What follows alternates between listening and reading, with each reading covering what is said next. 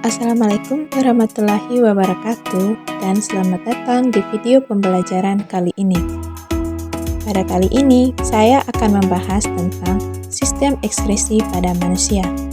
Sebelumnya, perkenalkan nama saya Rosalia Afroyati dengan NIM 22311022 dari Prodi Pendidikan Biologi Universitas Patompo. Tahukah teman-teman semua apa itu sistem ekskresi? Nah, pada video kali ini, kita akan belajar bersama tentang sistem ekskresi manusia. Sistem ekskresi merupakan proses pengeluaran sisa metabolisme yang sudah tidak berguna bagi tubuh, seperti urin, keringat, CO2, H2O, dan cairan empedu. Adapun fungsi sistem ekskresi, yang pertama menurunkan kadar zat produk metabolisme, yang kedua melindungi sel-sel tubuh dari makanan bersifat racun, yang ketiga menjaga keseimbangan cairan tubuh atau homeostatis, dan yang keempat membantu mempertahankan suhu tubuh. Tahukah teman-teman, ada 4 alat ekskresi manusia.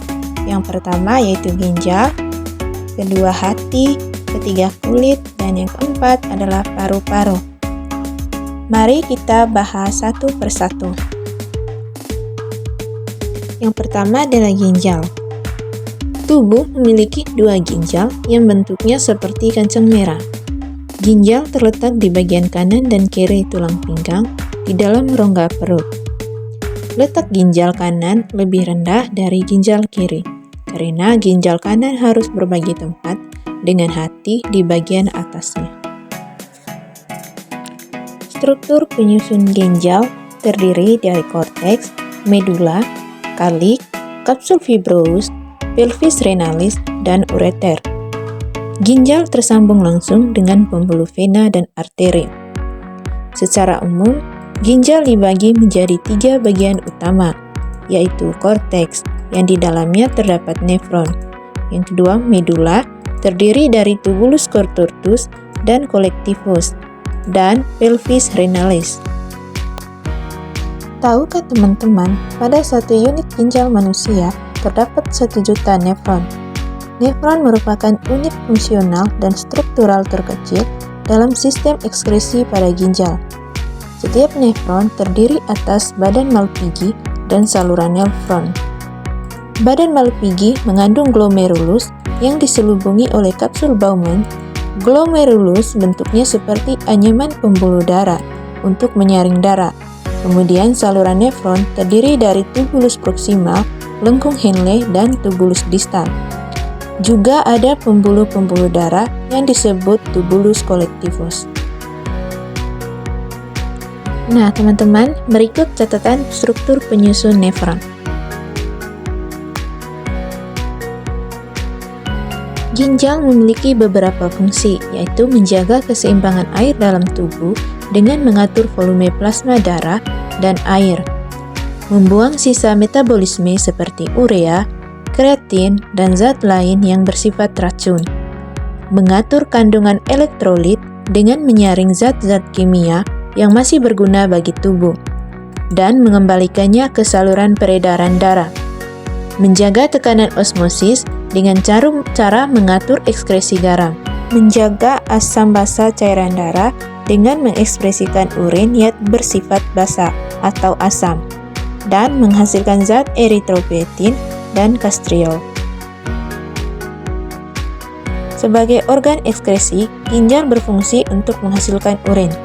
Urin dibentuk dengan 3 tahapan, yaitu filtrasi terjadi di glomerulus, reabsorpsi di tubulus proksimal, dan augmentasi di tubulus distal. Kemudian, hasil-hasil ekskresi akan dikumpulkan di tubulus collectivus. Pembentukan urin di ginjal diawali dengan proses penyaringan zat sisa beracun atau filtrasi. Proses ini menghasilkan urin primer yang mengandung glukosa, asam amino, air, dan garam mineral. Kemudian, terjadi proses reabsorpsi atau penyerapan kembali zat-zat yang masih diperlukan tubuh, seperti air, glukosa, asam amino, ion natrium, kalium, kalsium, dan klorida. Proses ini menghasilkan urin sekunder. Selanjutnya, zat-zat akan mengalami augmentasi, yaitu proses penambahan zat yang tidak diperlukan oleh ke dalam tubulus cortutus distal. Proses ini menghasilkan urin sesungguhnya yang mengandung air, urea, asam urat, kreatinin, garam mineral, serta zat warna empedu. Setelah urin dibentuk, urin akan ditampung sementara di pelvis renalis, kemudian dialirkan ke ureter dan disimpan sementara di kantung kemih. Jika di dalam kantung kemih tersimpan urin sekitar 200-300 ml, akan timbul refleks rasa ingin buang air kecil. Urin pun dikeluarkan dari tubuh melalui uretra. Jadi proses pengeluaran urin dimulai dari ginjal, ureter, kandung kemih, dan uretra. Organ ekskresi selanjutnya adalah kulit. Kulit merupakan lapisan terluar yang membungkus seluruh permukaan tubuh manusia. Sebagian besar, kulit ditumbuhi oleh rambut. Kulit pada tubuh kita terdiri dari bagian permukaan dan beberapa lapisan. Pada bagian permukaan kulit terdapat rambut keringat dan pori-pori. Lapisan penyusun kulit terdiri dari lapisan kulit ari atau epidermis, lapisan kulit jangat atau dermis. Terdapat kelenjar minyak, kelenjar keringat, akar rambut, pembuluh darah, dan saraf. Kemudian lapisan hipodermis yang terdapat di lemak sebagai cadangan makanan dan pengatur suhu tubuh. Lapisan epidermis kulit juga disusun oleh berbagai macam lapisan, yaitu lapisan permukaan yang berisi sel-sel kulit yang mati, lapisan tanduk, lapisan yang tidak berpigmen, lapisan berpigmen, lapisan sel berduri, dan lapisan pembentuk sel baru. Berikut adalah catatan struktur penyusun kulit. Kulit mempunyai beberapa fungsi, yaitu melindungi tubuh dari cedera dan paparan langsung sinar ultraviolet, mengatur suhu tubuh dengan memproduksi keringat, menentukan warna kulit oleh kandungan melanosit, membentuk vitamin D dengan bantuan sinar matahari, dan sebagai alat ekskresi, kulit berfungsi mengeluarkan keringat. Proses pembentukan keringat. Di dalam menghasilkan keringat, aktivitas kelenjar keringat dipengaruhi oleh suhu tubuh dan sistem saraf pusat atau hipotalamus, sehingga jumlah keringat yang dihasilkan tidak sama. Agar suhu tubuh tetap saat udara panas, kita lebih banyak mengeluarkan keringat, sedangkan saat dingin, sebaliknya hal itu terjadi. Karena saat panas, suhu tubuh akan meningkat, yang menyebabkan pembuluh darah menjadi melebar. Aktivitas dari pembuluh darah tersebut dikirimkan ke hipotalamus, sehingga menyebabkan hipotalamus merespon dengan mengeluarkan enzim. Enzim ini akan memberi respon pada kelenjar keringat agar mengambil zat garam dan sisa metabolisme dari pembuluh darah. Kemudian kulit akan membuka pori-pori sehingga dihasillah keringat. Alat ekskresi berikutnya adalah hati. Tahukah teman-teman, hati merupakan organ bagian dalam manusia yang berukuran paling besar. Beratnya sekitar 1,5 kilo atau sekitar 3-5% dari berat badan kita. Hati berada di bagian atas sebelah kanan abdomen dan di bawah tulang rusuk. Hati dalam tubuh kita terdiri dari dua lobus utama, yaitu lobus kiri dan kanan. Kemudian ada kantong empedu pada bagian bawah lobus yang terhubung dengan saluran empedu. Setiap lobus terdiri dari banyak lobulus. Lobulus merupakan unsur terkecil yang menyusun hati. Struktur lobulus berbentuk segi 6 dengan panjang kurang lebih 1 mm. Bagian luar hati dilindungi oleh kapsula hepatika. Dalam jaringan hati terdapat beberapa pembuluh darah, yaitu arteri hepatika dan vena porta hepatika. Jaringan hati tersusun atas sel-sel hepatosit. Antara lapisan hepatosit dipisahkan oleh lakuna, sedangkan antara hepatosit satu dengan hepatosit yang lain dipisahkan oleh kanalikuli. Hati memiliki beberapa fungsi. Yang pertama, menyimpan energi dalam bentuk glikogen. Yang kedua, menyimpan berbagai vitamin seperti A, B, C, D, dan K. Menghasilkan zat kimia yang diperlukan tubuh.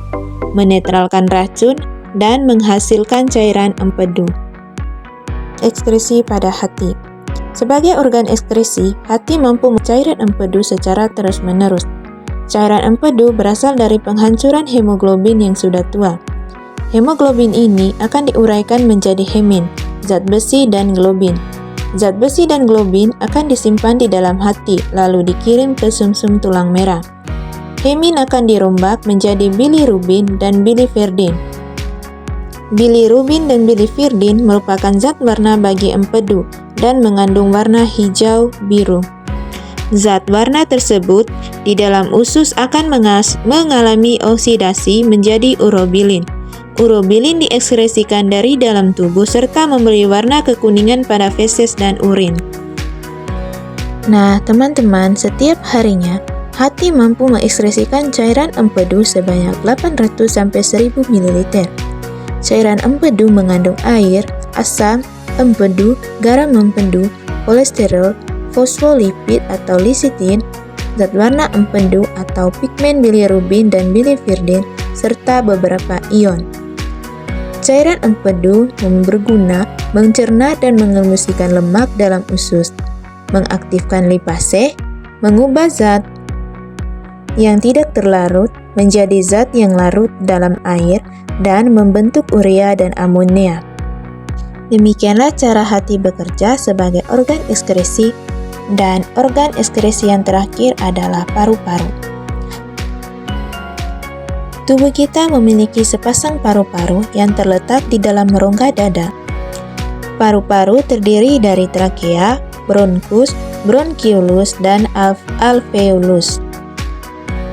Sebagai alat ekskresi, paru-paru berfungsi mengeluarkan uap air atau H2O dan CO2.